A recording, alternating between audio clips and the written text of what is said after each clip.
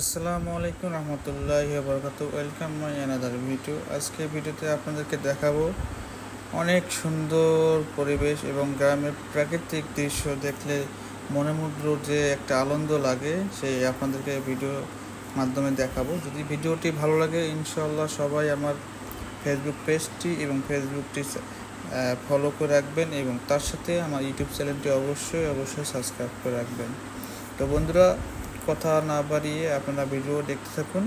যদি ভিডিওটি ভালো লাগে অবশ্যই লাইক কমেন্ট এবং শেয়ার করতে ভুলবেন না। তো আজকে অনেক দিন পর একটা ভিডিও করলাম। ইনশাল্লাহ ভিডিও আস্তে আস্তে আমি আপনাদের মাঝে সব ভিডিও আপলোড করব ইনশাল্লাহ আমার ফেসবুক পেজে এবং ইউটিউব চ্যানেলে ইনশাল্লাহ। আর কয়টা দিন পর আমি সব ভিডিও রেডি করতেছি, ইনশাল্লাহ আপনারা দেখতে পারবেন। তো আজকে আমি যে ভিডিওটা নিয়ে এসেছি, তো আপনারা দেখতেই পারতেছেন ভিডিওর মাধ্যমে ধান ক্ষেত, প্রচুর পরিমাণ ধান হয়েছে মাশাআল্লাহ। এবার অনেক সুন্দর ধান হয়েছে, যাক সবারই মন খুশি, মন ভালো। যাক, ভালো কিছু হলে সবারই মন ভালো থাকে।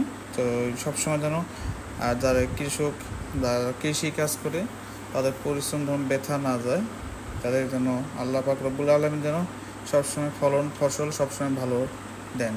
তো এটাই আমরা দোয়া করবো ইনশাআল্লাহ। তো আমি অনেক দিন পর এই নদীর রাস্তা দিয়ে হাঁটতেছি। দীর্ঘ 2 বছর পর আবার আসলাম আমাদের এলাকার নদী রাস্তা ধরে এবং আমি যাচ্ছি, আমার জমিতে পাট কাটছি। তো পাট ক্ষেত দেখতে যাচ্ছি, তো দেখি পাট কীরকম হয়েছে। তো এবার সবারই পাট খেতে বিভিন্ন রকমের আসলে একটা ভাইরাস, যেটা আসলে পোকা পাতা খেয়ে ফেলতেছে। তো আমি এখনও ওষুধ দিই, ইনশাল্লাহ সময় হলে ওষুধ দেব। আর যদি কেউ এইসব বিষয়ে কিছু জেনে থাকেন, এই পাটের পাতায় এত এরকম কেন, তাহলে অবশ্যই কমেন্ট করে জানাবেন ইনশাআল্লাহ। আসলে আমাদের এলাকার নদীটা অনেক সুন্দর। বর্ষাকালে নদীটা অনেক প্রচুর পরিমাণ পানি থাকে। আর যখন শুকনো মৌসুম তখন তো আমরা জমিতে আবাদ করি সবাই, তখন দৃশ্যটা আরেক রকম এবং বর্ষাকালের দৃশ্যটা অন্যরকম। তো আমি এসেছি এখন আমার পাট খেতে, দেখি আমার পাট খেতে কীরকম কী হয়েছে, দেখি তার সমাধান কি করা যায়। তা দেখার জন্য আমি বিকেলে হাঁটতে হাঁটতে আমার জমির খেতে চলে এসেছি এবং আপনাদের মাঝে শেয়ার করলাম, যাতে আসলে আপনারাও দেখতে পারেন। আসলে ভিডিওটা বেশিরভাগ আমার প্রবাসী ভাইদের জন্য, কারণ তারা আসলে আমি যেহেতু একজন প্রবাসী ছিলাম, এখনও আছি ইনশাআল্লাহ। তো আমি যতটা ফিল করছি, যে কতগুলা ফিল করছি বা কতগুলো জিনিস মিস করছি প্রবাসী জীবনে, তো সেগুলো আসলে আমি এই আমার ভিডিওর মাধ্যমে আমি প্রবাসী ভাইদের জন্য উৎসর্গ করব। কারণ আমরা প্রবাসীরা যারা থাকি আসলে এরকম দৃশ্য আমরা বেশিরভাগই নজরে পড়ে না। তো এই কারণে আসলে আমি ভিডিওটা করলাম, যে আমাদের প্রবাসী ভাইরা যেন বেশি করে দেখে ভিডিওটা এবং লাইক কমেন্ট করে যেন শেয়ার করে ভিডিওটা সবাইকে দেখার সুযোগ করে দেয়। এই যে আপনারা দেখতে পাচ্ছেন, আসলে এবার পাট বীজ ছিটানোর এমন সমস্যা হয়েছে, যেখানে বীজ বেশি পড়ছে সেখানে তো ঘন হয়ে গেছে, আর যেখানে নেই তো একদম ফাঁকা হয়ে গেছে। যাই আল্লাহ রাব্বুল আলামিন, এই যেটাই হয়েছে ওইটাই আল্লাহ শুক্রিয়া, লাখ লাখ শুক্রিয়া। ইনশাআল্লাহ বড় হলে ওটা আসলে টের পাওয়া যাবে না, তবে যেখানে একটু হয়ে গেছে ওইটা বেশি ঘন হয়ে গেছে। আমার সম্ভব মনে হচ্ছে যেখানে পাট বীজ বোনার পর মই দেওয়ার সময় হয়তো বীজগুলো একসঙ্গে সাইডে চলে এসেছে, এটাই হতে পারে, জানি না। তো এই পাট ক্ষেতের মাঝে আগে আমি গম চাষ করছিলাম। গম মোটামুটি মাশাআল্লাহ অনেক হয়ে গেছে আলহামদুলিল্লাহ। তারপর গম চাষ করার পর কেটে ফেলার পর পাট চাষ করছি। পাট মোটামুটি ভালো আছে, কিন্তু এত পোকা কোথায় থেকে আসলো জানি না। আমার সর্বপ্রথম এই আমার জানা ক্ষেত্রে এই প্রথম আমি দেখলাম যে পাট খেতে এই অবস্থা। আমার জানা মতো, আমার বয়সে আমি এরকম দেখিনি কখনো পাট খেতে এরকম হয়। তো এই অনেক সুন্দর পাট ক্ষেত, ধান ক্ষেত, রাস্তা, পানির দেওয়ার জন্য যে ক্যালেন বা নালা আমরা বলি, এই মাশাআল্লাহ কি সুন্দর ধান, আল্লাহর রহমত। এত সুন্দর ধান, সোনালি ফসল, আমাদের বাংলাদেশে জমিনে আমরা চাষ করে থাকি, ফসল ফলাই। তো সেই কৃষকরা আমরা আসলে ন্যায্য মূল্যটা আমরা পাই না যতটা কষ্ট করি।